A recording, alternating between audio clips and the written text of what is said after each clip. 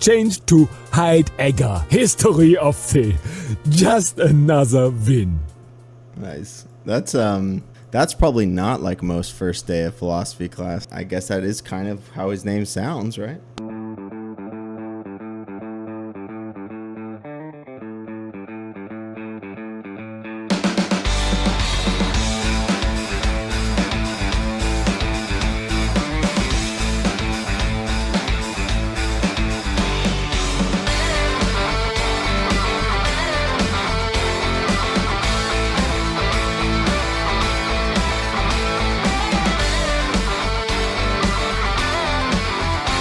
So first announcement, I know some people are familiar with Twitch, some people aren't.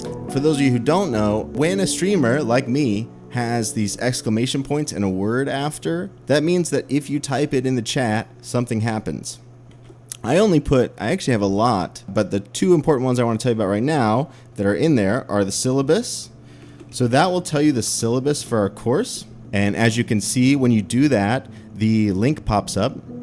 And so let me show you this syllabus quickly. There's a good chance for those of you that are here that you have seen this and that's why you're here. But nonetheless, let's go over it quickly because today we are starting the Kant Critique of Pure Reason course. So the Kant Critique of Pure Reason course, if you're here, you probably know who Immanuel Kant is or at least have an idea, right? But he's I confirmed this with ChatGPT, what is the most famous philosophers of all time, that he is number 3 according to ChatGPT, which we know would never lie, and the 3rd most famous philosopher of all time after Plato and Aristotle. Kant's a big deal. Kant's such a big deal that in certain sectors of philosophy, people will use the word pre-critical and post-critical. Literally what that means is if someone's pre-critical, they were writing before Kant. Or you're trying to own someone right now by saying they're not critical enough because they don't know their critical philosophy. Right? Kant's a big deal. And he wrote 3 books: The Critique of Pure Reason, The Critique of Practical Reason, and The Critique of Judgment. They build off of each other. They all interlink with each other. We're doing the first one, the big one, The Critique of Pure Reason. Right? It is notoriously one of the most difficult philosophy texts ever written, so it's going to help a lot for us to work through this together rather than trying to just pick it up and casually read it on the beach. But it's also the important thing I want to say, at the same time, as much as it's difficult, it's not as difficult as people say, right? The language is dense. The concepts are complicated, but as long as you learn how to keep track of Kant's terms and what he's trying to do and have a good, ability to read philosophy slowly and carefully, you can read it. And that's what I want to teach in this course. In addition to teaching you the Critique of Pure Reason, is teaching you how to read the Critique of Pure Reason. And that's a skill that extends anywhere, right, in philosophy. It will be every Sunday, always at this time at 4 p.m. Eastern. Next time it will be actually at 4 p.m. Eastern. I had a little technical gimmick that made us a couple minutes late today, but it will always be at 4 p.m. Eastern, 10 p.m. Central Europe, 9 p.m. Britain, 3, 2, 1, in different parts of America.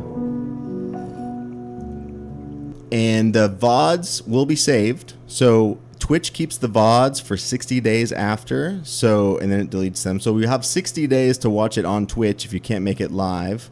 I will upload them to YouTube, right? So, you need to give me a little time for that because it takes a little while to edit and everything. But they also will be uploaded and they'll stay permanently on YouTube. So it's okay if you don't make it. Now, there's 4 texts we're going to read for the class. Obviously, the most important one is Kant's Critique of Pure Reason, and I'll show it to you. It's right here.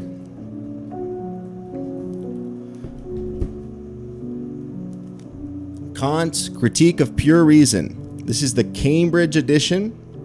It's translated by Paul Geyer and Alan W. Wood. That is, in my opinion, and it's pretty universally accepted by Kant scholars. I'm not aware of a Kant scholar, though they may be out there, that thinks there's a different translation that's better. But as far as I know, everyone agrees this is the best translation. That being said, if you want to read a different translation, that's fine. And also, let me quickly read the chat while I'm here. Clabra, a lot of people I've heard say he's the greatest. Big claim. Yeah, no question. Yeah, I mean, I'm sort of joking when I say that ChatGPT said he's the third best. I'm not taking ChatGPT as a real expert on this opinion. But it shows that also ChatGPT is generated from things that people tend to write and predictive text. And that is probably a prediction that Kant would be the third philosopher people would think of after Plato and Aristotle.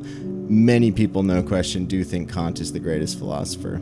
Of course, in some ways, it's kind of a silly thing to argue about who's the greatest philosopher, but he changed philosophy forever. I think he's maybe the only philosopher I would say he really did change philosophy forever. Right? There is a distinct before and after Kant. Yeah, no easy baby mode. We're going hard. I was thinking about doing, because there's another book you can read called The Prolegomena, which is shorter and a little easier. Kant wrote it once he published the Critique of Pure Reason, and everyone tried to read it. And they're like, what the fuck is this, man? This makes no sense. And then he tried to make an easier version. And originally I was thinking of maybe doing that, but you know what? That book's interesting, but the Critique of Pure Reason is the book, right? That's the one I want to be reading, and I think that is what we should be reading. But there's 3 other books in here. The first one, which we're going to read today, is this. Leibniz, Philosophical Essays. Right? So specifically, we're going to read the Monadology, which is in here. Leibniz is a collection. The weird thing about Leibniz, and we'll talk more about this in a second, is that he never had like a book where he published all his thought together in. For those who don't know, he was one of the 3 major rationalist philosophers after Descartes and Spinoza. Very important in that tradition. He also famously, the fun fact people probably know about him is that he invented calculus. Invented, that's a question that actually Kant will get into. Do you discover math or do you invent it? In an indirect way maybe, but at the same time roughly as Newton. Newton discovered it slightly earlier, like I think a couple of years earlier, but he never got around to publishing it fast enough. And Leibniz discovered it slightly later, but he got it published first. And so then there became a whole thing where Newton accused Leibniz of having plagiarized him. And, Leibniz, it really was just, they just both came up with it independently. But, and then it became even a national thing because Leibniz was like representing Germany and Newton was representing England, and it became a huge scandal, and it actually kind of led to Leibniz's death. He was so stressed out about being accused of being a plagiarist that it took a serious toll on his mental health. But he was, in Kant's time growing up, the dominant philosopher in a lot of ways, and Kant was deeply influenced by Leibniz. If we read Leibniz first, which we're going to do, just the Monadology, not this whole book, but one of the famous texts in here, it will help us a lot to unpack and understand what Kant was up to in the Critique of Pure Reason. Let me read the rest of these. Leshuguts, welcome to the stream. Glad you're here. This course came right in time to me. I was halfway through the book, really enjoying it for how Kant tries to make himself understood, but I just found myself going back tons of pages to remember nitpicks and some definitions. Yeah, right. Kant does try to make himself understood, and he does try to explain all his terms, and to some extent he does. Of course, one issue is that he doesn't. Sometimes he uses terms multiple ways, and so that's a kind of error on his part. Though to be fair, if you ever tried to write a massive book, it's hard not to fall into that. So that's one issue. The other issue is that they're just very complex topics. But really glad you're here, and I'm hoping we can make this text make sense. Rayvon, thanks for putting them on YouTube. Would suck to lose them. Yeah, no problem. You're welcome. It's I mean, I'm glad they're up there. I had that when I first started streaming. I wasn't doing that, and then I realized, oh wait, Twitch deletes all the VODs after a certain amount of time, and I lost those. But now I'm gonna upload them all to YouTube. K-Parse, if I have the Prometheus edition translated by Michael John, is there anything I should know? I'm not that familiar with that translation, but I can look into it. But I would say it's okay to have different translations, right? It's even good, right? In class, a lot of times it can be useful when we're like in-person class. People have different translations, and you can talk about this translator translated this way, and that translator translated that way, and it can help us to think about it. So it can be useful if people are reading different translations. Not a problem. But I can also look after stream more into that translation. Really, this is the only translation I've really engaged with much is this Geyer and Wood one. DCI Banks, for someone who never left Kaliningrad. Yeah. And when Kant lived there, it was Prussia, right? Which, for those who don't know, is like kind of the precursor of Germany. Germany's kind of the combination of Prussia and the Holy Roman Empire, and it was called Königsberg. But now it is in Russia, and now it is called Kaliningrad, which is I want to go there and see his grave, but you know, it's a little complicated to try to go to Russia at this point. Yeah, no question, extremely important. No, Plato in shambles, yes. Ontologist Baju calls Kant our first professor. Fair thing to say, I think. He really is. I mean, there is a distinct after Kant that philosophy changes forever, right? People say it about a lot of philosophers, and I don't think it's true. About Kant, it's true. Clabra, oh sorry, I meant it's a big statement for someone to somehow make it above the Greeks in significance for some. Kant is a big deal for sure. Yeah, no question. Rayvon, I find it refreshing that you're choosing to preface Kant with Leibniz because it's pretty commonplace to follow the dogmatic slumber thread back to Hume and keeping the rationalist relationship extremely general. Right. Famously, which we'll talk about, Kant, which is it's in the stream title, Kant said that he was awoken from his dogmatic slumber by Hume. And in a certain way, the dogmatic slumber he was referring to was Leibnizian philosophy. But I agree with you. I think people have taken that too far to the point that it's like you dismiss Leibniz when it's so important to understand Leibniz for understanding Kant. And there's so much of Kant in Leibniz, or vice versa. So yeah, so we're going to read Leibniz first. And this, again, same thing as Kant. You can use any translation you want. Despite the fact that Leibniz was German, he didn't really write in German. But so if you don't read German, but say read... I think some of it was in Latin and some of it was in French. There's two other texts on there. This one, Sebastian Gardner, Kant and the Critique of the Rutledge Philosophy Guidebook to Kant and the Critique of Pure Reason. I strongly recommend this one. You know, if you don't want to read it, you don't have to. I'm going to explain stuff on stream, but it is a really, really good guide, like a really helpful intro that goes over a lot of stuff. I won't read it that much on stream. I'm going to read a little bit of it on stream today. Latvian Jesus, thank you for the follow. Glad you're here. Glad you're here for a first day of our Kant class. But I recommend it. Or, you know, a PDF online. Again, you know, maybe Anna has one for you. The other thing we're going to read, another secondary text on Kant by someone that you may have heard of.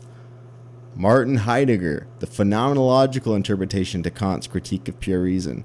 Now, unlike this one, that will be very helpful for you to understand what's going on in Kant, this book might actually be even more confusing than Kant's book, but it has a lot of really, really exciting ideas about what's going on in Kant. So it's optional if you want to read it.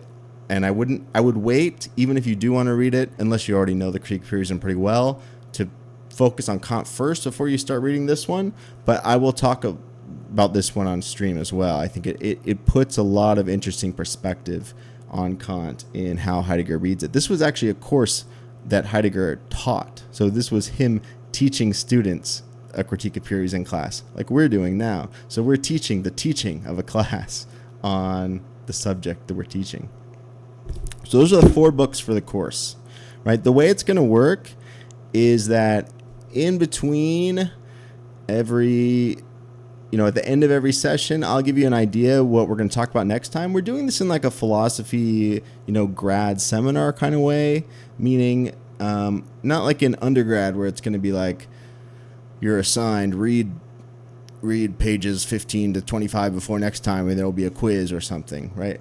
I'm just going to tell you that you can read these texts as you want to on your own pace, but I will tell you what I'm going to talk about each week next time. And usually it'll be like I'm going to tell you, we'll look at the first 3 sections, right? Sometimes I haven't decided yet. So far, previous lectures I've done, the philosophy speedrun lectures courses, I've read every single page of the text we were looking at, but every text we've done before this has not been a massive 600 something page book. So I may decide, maybe this section, like you guys can read on your own. We're going to go ahead in the actual lecture part, but I'm not sure yet. But so those are the texts for the course.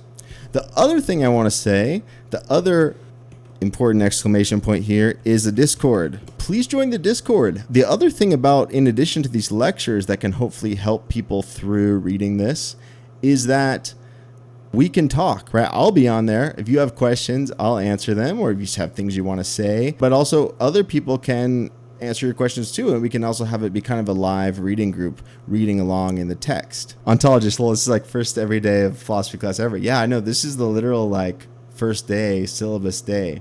But we will do some actual reading though today. In real life, this is real life, but when I teach my classes in person, it's always like, the first day is going to be not that bad. We're just going to find the classroom and we're going to read the syllabus. But today we'll actually do some reading. But I am going to go over the syllabus first. Rayvon, maybe read out parts that you think are extremely critical, no pun intended, and just summarize other things. Yeah, that's probably what I'll do. I think the hard part is that I think a lot of it is very critical. But yeah, I mean, certain sections might be worth kind of skipping a little bit. So what we're going to do, actually, it's good that you gave us the Heidegger meme, because we are actually going to start by reading Heidegger. I want to read, the first thing I want to do to introduce us to our course is read Heidegger's introduction to his own course on Kant. So let me read this for you. And this I'm actually going to read pretty much straight through, right? I won't usually always do that. I'll usually stop and pause and explain things. But this will be better if I just read it and then we talk about it a little bit after. I'm going to build a growing list of important terms to keep track of as we go. And the reason to do that, I think, will be introduced here a little bit with Heidegger's own quite dramatic intro to his Kant course. So I'm going to read that now. And you will see the PDF will be on the corner of the screen. Though, of course, you could follow along in your own book as well if you wanted to. All right. The intention of this course, and you can think about this in a kind of fun way, a Twitch way, like where I'm reading Heidegger's lecture notes of his first day of Kant course, and we're repeating them. Are we refracting? Are we repeating without difference? The intention of this course is to achieve a philosophical understanding of Kant's critique of pure reason. And that means to learn how to do philosophy. In this brief preliminary consideration, we shall come to an understanding of the essential requirements needed for realizing this intention. There are 2 requirements. First, we must know what it means to understand a philosophy that has been handed down to us. Secondly, we need a provisional knowledge of the ways and means of achieving such an understanding. Right. First, we need to understand, and we'll talk about this in a second. That means not only to understand, what Kant or Leibniz said, but also to understand what was problematic for them, what became a question for them, and how they were able to raise that to the status of a question. And secondly, as much as we need to, right, not understand that philosophy in terms of the problems of our time, right, we need to properly understand what was problematic for them in their time, we nonetheless need to understand what it would mean to understand it in our time, right? So it's not about either the idea that we could jump back to the past to see as Kant saw or something, right? But how to understand the problems that were problems for Kant in a way that they can be revived and understood as problems for us. Yes, Natty, radical forgetting, right? Forgetting of being. Regarding the first point, in the last years of his life, in the course of a conversation, Kant once said, "I came with my writings 100 years too early. 100 years from now, they will understand me better and will study and accept my books anew." Are we hearing here the vanity of self-importance, or even the annoyance and resignation of not being recognized? Nothing of the sort. Both are foreign to Kant's character. What gets articulated in this quotation is Kant's vivid understanding of the manner in which philosophy is realized and gets worked out. Philosophy belongs to the most original of human endeavors. In this regard, Kant remarks, "But these human endeavors turn in a constant circle, arriving again at a point where they have already been. Thereupon, materials now lying in the dust can perhaps be processed into a magnificent structure." It is precisely these original human endeavors that have their constancy in never losing their questionable character, and in thus returning to the same point and finding there their sole source of energy.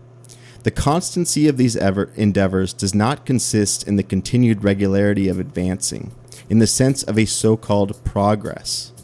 Progress exists only in the realm of what is ultimately unimportant for human existence. So what we're talking about, Heidegger's talking about something we still talk about today, right? Is there progress in philosophy? And Heidegger's basically saying, this way of thinking about progress, no, there's not, right? But he's also saying this progress exists only in the realm of what is ultimately unimportant for human existence. Progress is not a question for human existence. Philosophy does not evolve in the sense of progress. Rather, philosophy is an attempt at developing and clarifying the same few problems.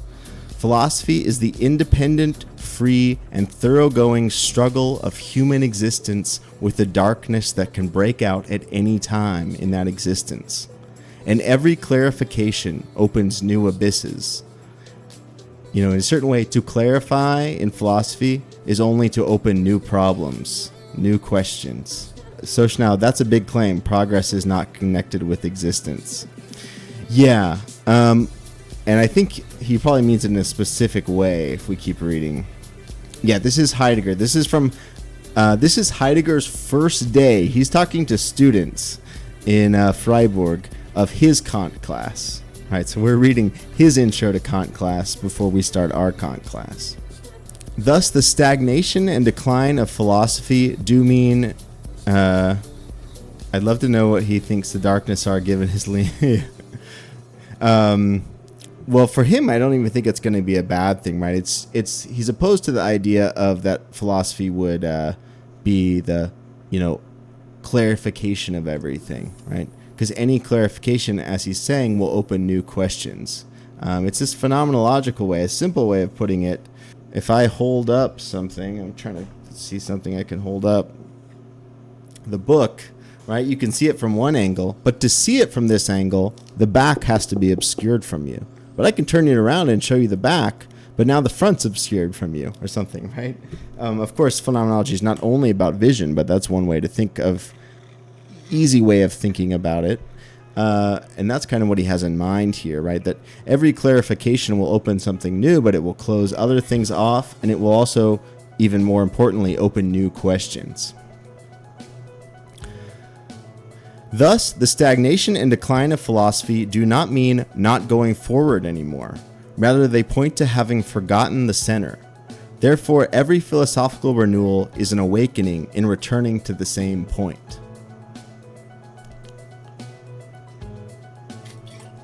Every philosopher, according to Heidegger, returns to the same question, the question of being. Let us learn from Kant himself about the issue of how to understand philosophy properly. So this is an actual quote from Kant. No one attempts to establish a science unless he has an idea upon which to base it. But in the working out of the science, the schema, nay, even the definition which he first gives to the science, is very seldom adequate to his idea. For this idea lies within reason, like a germ in which the parts are hidden, undeveloped, and barely recognizable, even under microscopic observation. Consequently, since sciences are devised from the point of view of a certain universal interest, we must not explain and determine them according to the description which their founder gives of them, but in conformity with the idea which, out of the natural unity of the parts that we have assembled, we find to be grounding in reason itself. For we shall then find that its founder, and often even his most recent successors, are groping around for an idea which they have never succeeded in making clear to themselves. And consequently, they have not been able to determine the proper content, articulation, systematic unity, and limits of the science. Right? This is a crucial concern here, right? The question for Kant, the question in a lot of ways of the Critique of Pure Reason is metaphysics possible?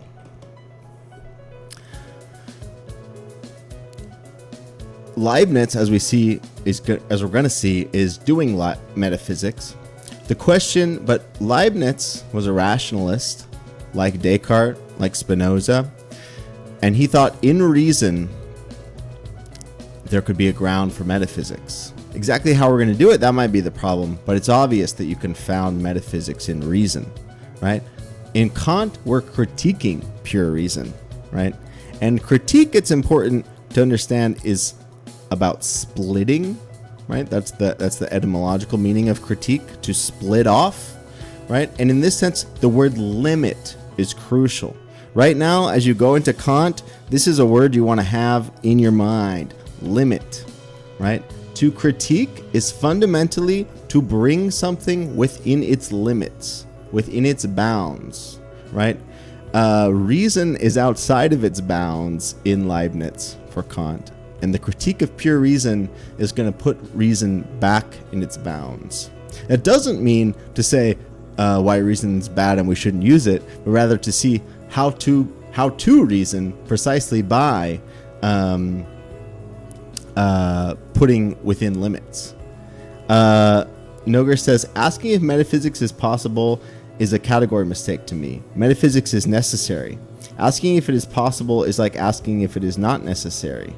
But that is expressly forbidden. I think that's fair. One thing I will say, Kant actually agrees with you. That's we're spoiling ahead to further along in the book. But Kant also believes that metaphysics are necessary and they can't be avoided. The question, though, is that in the Leibnizian era or environment that Kant exists in, the idea is that metaphysics is possible because there's a rational order, a rational harmony to the universe, right? And so through pure reason, we can articulate that metaphysical structure, right? And Kant, after Hume has awoken him from his dogmatic slumber and made him doubt that that might be possible, is now wondering if metaphysics is fucked or if we can save metaphysics. But yeah, I mean, that's an interesting question. Frank, perhaps reason can rule out many theories of metaphysics, but it can't confirm which one is true.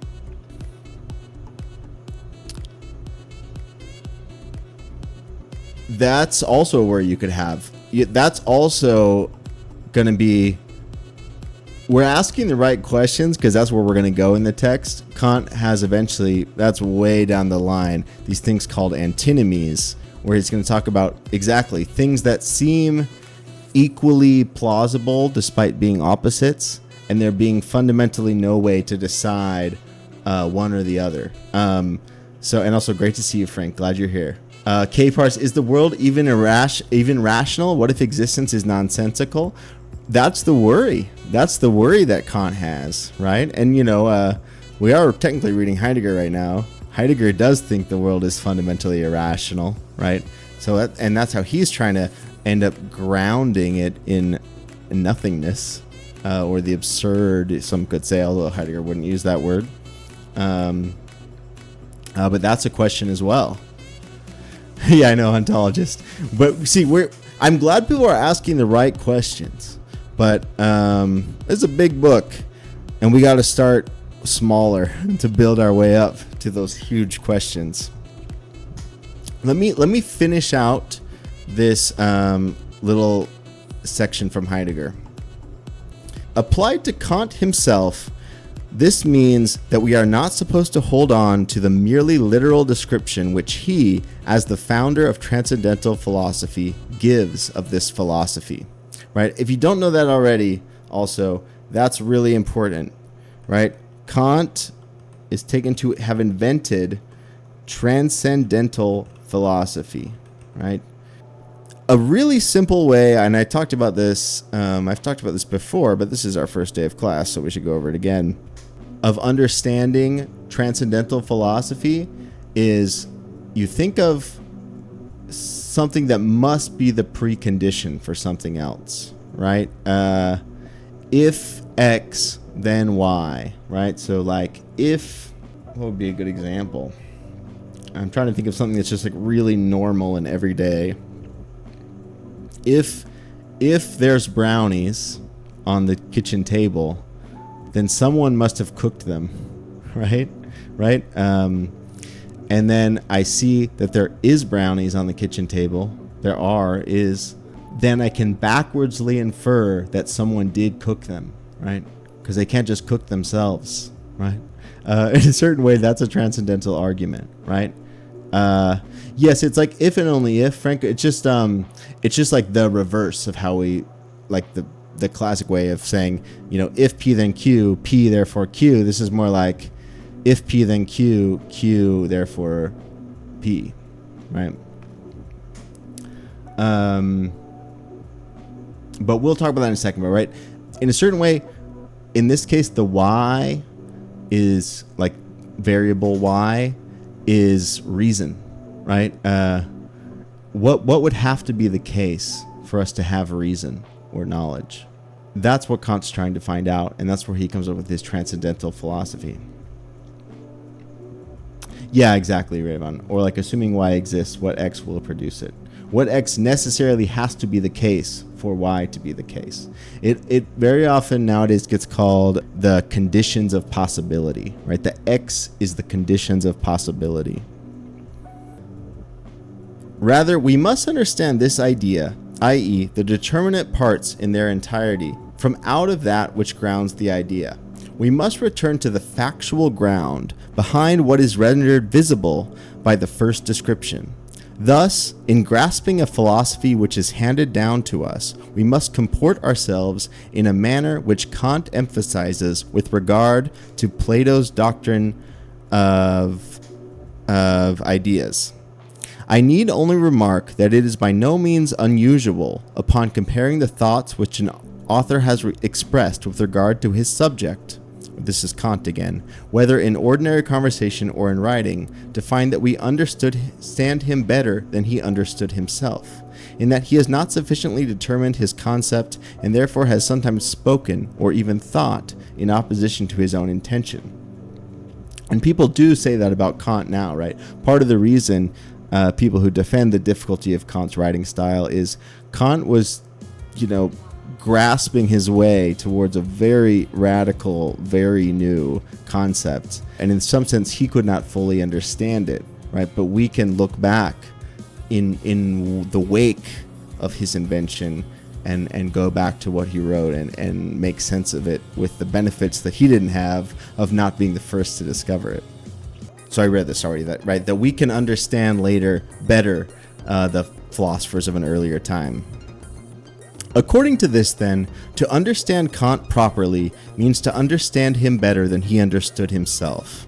This presupposes that in our interpretation we do not fall victim to the blunders for which Kant once blamed the historians of philosophy, when he said, "Some historians of philosophy cannot see beyond the etymologies of what ancient philosophers have said to what they wanted to say."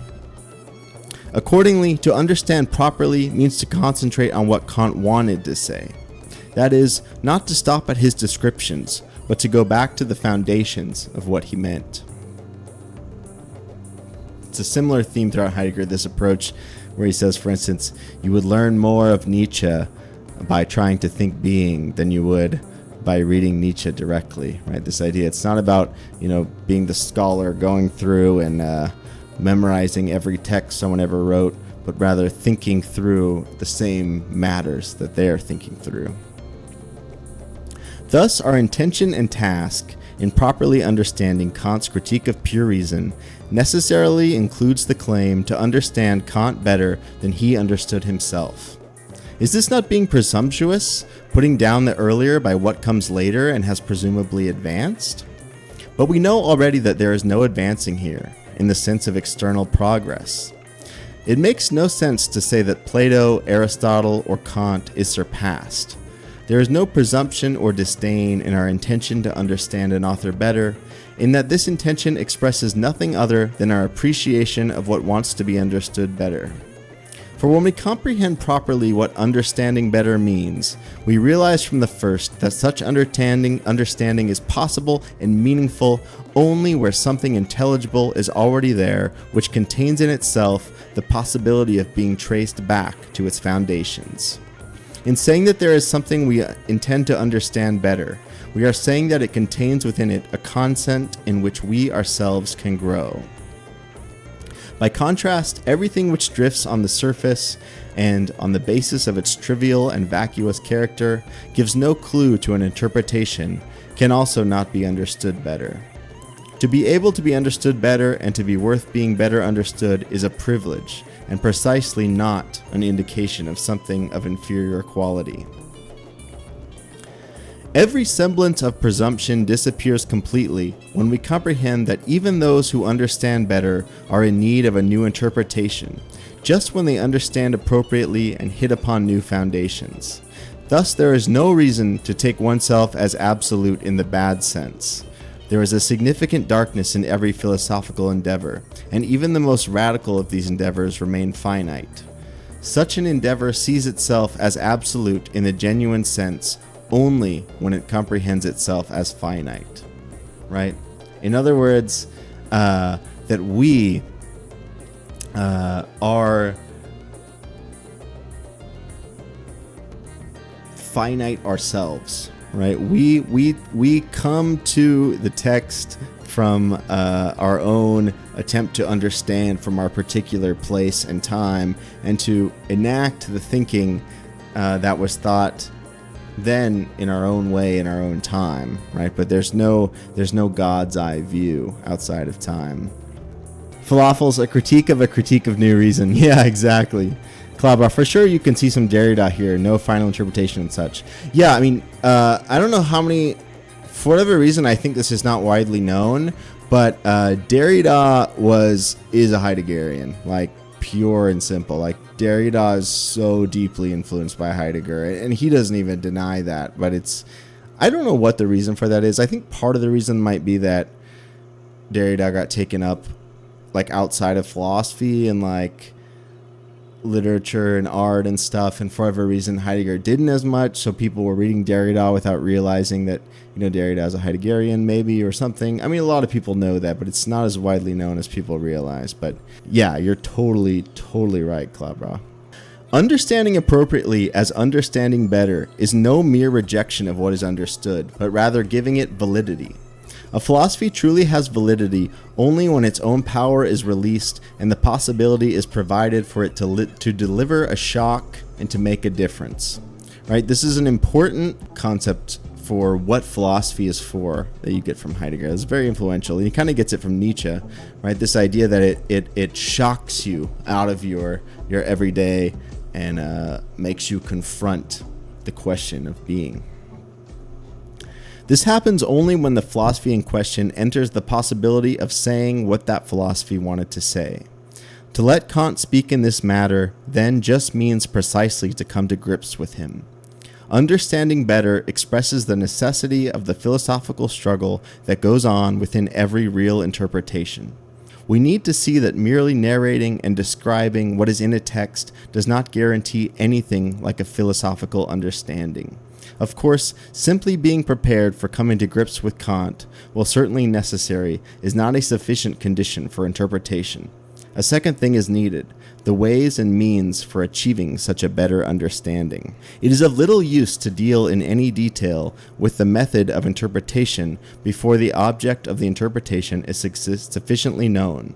We will limit ourselves to a few remarks. Our interpretation concerns that work of Kant which lies at the center of his philosophical labor. Because of the critique of pure reason, all preceding philosophy, including ancient philosophy, is put in a new light. And for that period that comes after, this critique gives rise to a new philosophical problematic. In order to see clearly what Kant wanted to say, we must familiarize ourselves with the text by knowing the structure of the whole work, the interconnection among the individual parts, the interpenetration of the series of proofs, knowing the concepts and the principles. It seems easy simply to state what is there in the text.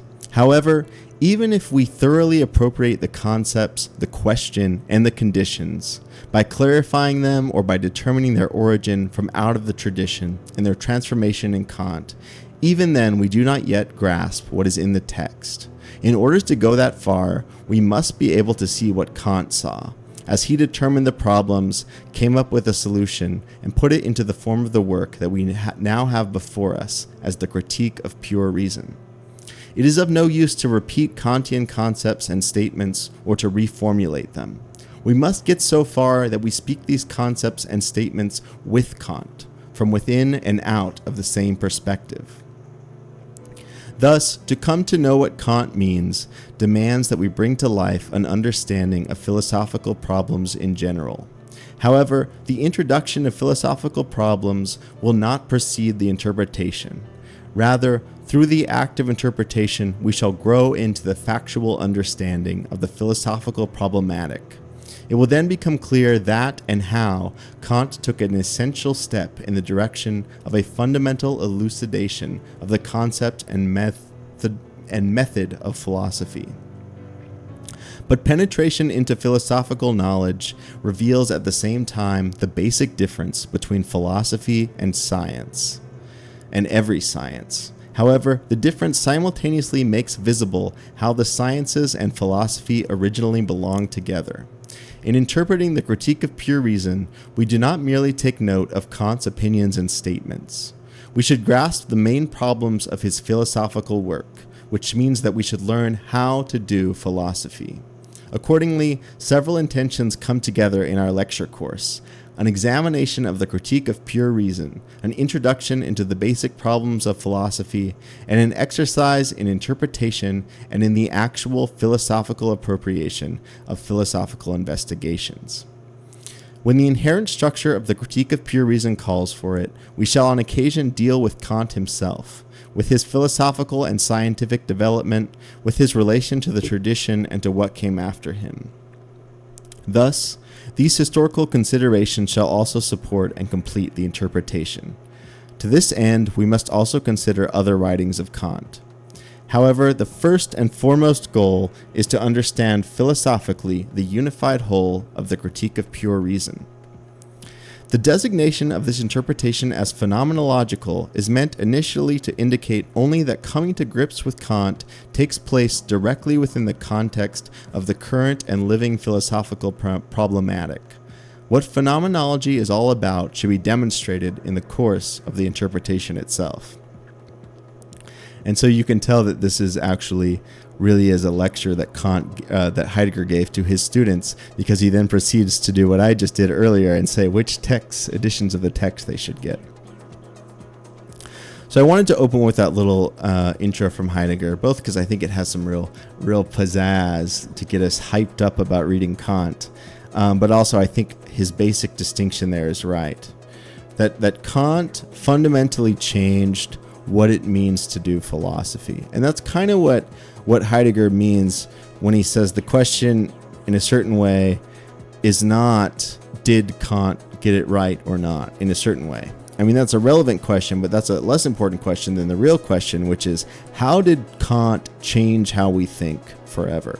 Right? How did what it means to do philosophy, what philosophy is for, what kind of questions can and should a philosopher ask, change forever after Kant?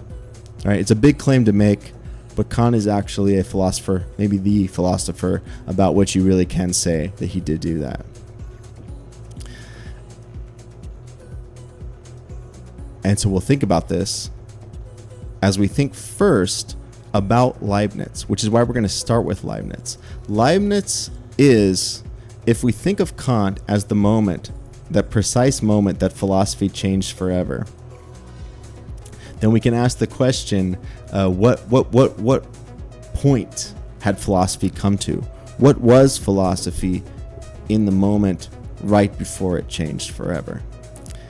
And also we'll see how although Kant did change it forever, the change is a twist of what was already there in many ways in Leibniz. And so that's where we're going to switch to reading Leibniz. There's also a nice bit in the Gardener. I was maybe going to share that on stream, but I think